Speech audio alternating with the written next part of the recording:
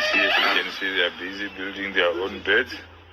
Ona monna o robala fase ka mora LADGAC rehab a ona re leboga mošomo botse o bana ba lena ba o dirang mo. Anyway, thank you.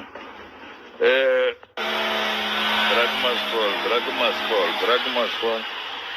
Ya bona di skills tša banna ba banna. That's so amazing. I wanted to go to rehab myself. That's good. So, but then what you doing now, Mom? Why is it? It's the life. Peg. I know. There's no need. No, I'm not making noise. But to go one day, Mama.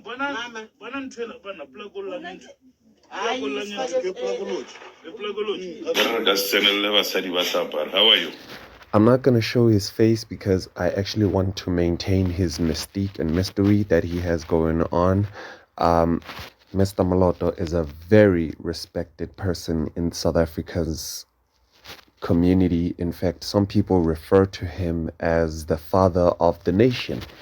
Now, it's no mystery that South Africa has a serious drug pandemic whereby youth and people of age are just usually smoking drugs of different proportions and different magnitudes from their different lifestyles, to the point where it has a cause and effect on both the community and the household as is. Mostly it's just affecting the person's life and how they used to live, and usually LADGAC is who they call to bring about the solution. Now, in the beginning, LADGAC used to be for serious people who have serious crimes and demeanors and are hard to handle for the community as is, or just down straight retaliate and refused to be rebuked or brought to any common understanding, and especially by households whereby it's just a female who's a father and a mother at the same time, and therefore cannot act out the force that needs to be reacted on by the fathers. Usually it's single parents, single mothers. And as such, since you cannot stand up to your 20-year-old son, you would just call Mr. Moloto and he would bring about his guys and resolve this issue, usually by taking these guys to rehab, which is a beautiful outcome to people who are struggling with drugs. But recently it has started to become something that I feel is steering in a different direction, whereby now the person who is being called for is literally of no harm at all. In fact, it just looks like drug usage is a personal problem to that person themselves. This person doesn't have the ability to pose a threat to anyone whatsoever. Maybe they're just difficult to handle, and as such, I feel like a different approach, even by Mr. Moloto and the LADGAC, this community, can deal with this in a different approach than when they're making a video. The problem necessarily isn't with dealing with the problem. I feel like the problem is with dealing with the problem using a video camera, which can cause some people who have a certain discomfort or anxiety to now act a little different than they usually would if this was just a matter that was discussed behind cameras. As we can see in most videos, at least as far as I can see, in most videos, most people just end up blatantly saying that this isn't the solution, that there was another way that you could have dealt with this. I do want to deal with the problem with you, and I understand the concern. What I do not understand is why you want to deal with the problem the way you want to deal with the problem. And this brings about something that is clearly just reluctant for the person to just purely retaliate against the solution all in all.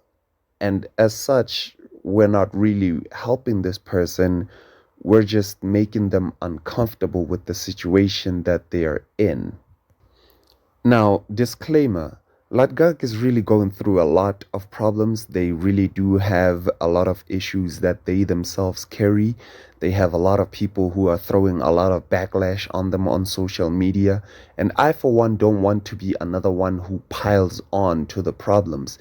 If anything, I want to be as sort of a person who's in between, who speaks for both the victims and the ones who are bringing about the solution. And with that, I mean, if LADGAG wanted to still bring about proof that they are actually helping people, maybe they don't have to take a camera there. They can just take maybe a audio recording device so that maybe the people who are around them can maybe do some editing and visuals of their own so that it's not as humorable as it is when it comes out on social media. Because the problem so far on social media, from how I see it, is that something may be as critical as a person looking like they're having their last day on earth to a person who just shows that they're living straight in poverty, to a person who's just maybe dealing with a very harsh environment. All of those look like they're being dealt with the same way, and somewhat I feel like it's not fair. Mr. Moloto, however, I don't know if he knows, but he has a million people who are willing to support him hand, tooth, and nail with all of the content that he's doing so that it is legitimately something that he can also make money from on social media so that the rehab centers can also be sponsored financially and funded, including the petrol of which he uses to go to these people during the most deadliest and horrendous of hours. I feel like him dealing with these things in the morning is costly to his bodily functions and his mental wealth as well, which are things that we may take into disregard very easily. But at the same time, they are things that we should also be helping him with. We can't just acknowledge him as the father of the nation, but also disregard that the father also needs help from the siblings and children that he also has. It's also our responsibility to help him maybe maneuver his way properly through social media and to still get about the things that he needs to do done. I feel like we didn't protect the Sizoktola guy enough. And even when he was going through his crime accusations and going through jail, we still didn't go to the lengths that he was willing to go to protect the communities of which we were going through when we were calling on the drug users and he was coming to help us. So let's not allow Mr. Moloto to also suffer the same detriments and to eventually either be cancelled or to get himself arrested while he was merely just doing the things that he thought he was supposed to do in the best way he could possibly do it. Because let's not lie, we are all entertained by seeing the way he handles people who were very tough for us to ever try to raise our hands against. He's doing it at a breakneck pace. He has guys who are the bodybuilding types who can very much handle just about any issue that they could ever encounter. But with that also comes the responsibilities that him maybe putting up shooting pew-pews and stuff like that without forgetting to censor them can get crimes to be set against him, which is something I feel like he might not be aware of.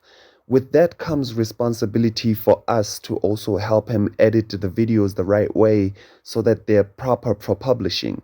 And with that, there also comes a time for us to say, this video is rather too painful for us to publish, and this person doesn't seem comfortable with this being out there. This person might not heal from the recovery that we are trying to set for him if this goes out there. I hope the message that I'm trying to send out there is actually understood, that these people may be just trying to get help shouldn't be helped all in the same way. And as much as LADGAC is trying to help, they might actually perpetuate the same issue that they're trying to bring an end to.